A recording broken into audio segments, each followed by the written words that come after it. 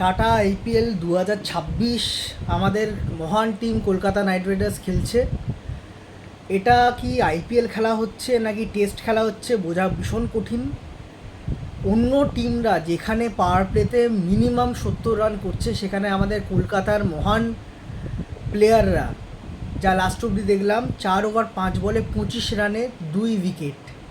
আমাদের captain mister Rahane 15 বলে 10 run করেছে। হার্ষা বগলে পর্যন্ত ওর মজা ওড়াচ্ছে যখন একটা 6 মারলো কোনোভাবে, যে ওটা কোত্থেকে এলো 6টা।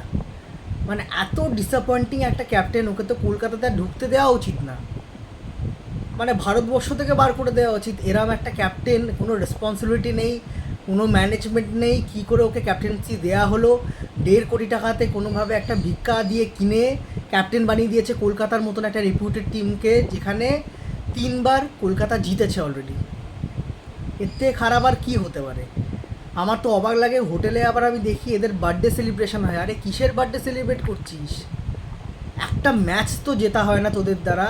টিমের কম্বিনেশন জঘন্যতম, কোনো চেঞ্জেস নেই, ভালো ভালো প্লেয়াররা বসে আছে ডাগ আউটে, আর রাহানের মতন হতচ্ছাড়া একটা প্লেয়ার খেলে যাচ্ছে। আমি হয়তো ক্রিকেট বুঝি না, কিন্তু যারা দেখে, যারা মাঠে যাচ্ছে, তারা তো বোঝে। 100%-এর ভেতরে 30% তো বোঝে। তারাও হয়তো সেম কথাই বলবে আমার মতন, যে এরম একটা নির্বোধ জঘন্য প্লেয়ারকে কী করে খেলানো হচ্ছে দিনের পর দিন। আর ক্যাপ্টেন্সি ওকে কে দিয়েছে? কিরম ম্যানেজমেন্ট? হয়তো এইবারে শাহরুখ খান একদম সিরিয়াস নেই এই দলটা নিয়ে, কোনো মাথা ঘামানো নেই, তার জন্য মাঠেও আসছে না। আর না হলে কেকেআর বোধহয় পরের বছর বেচে দেবে।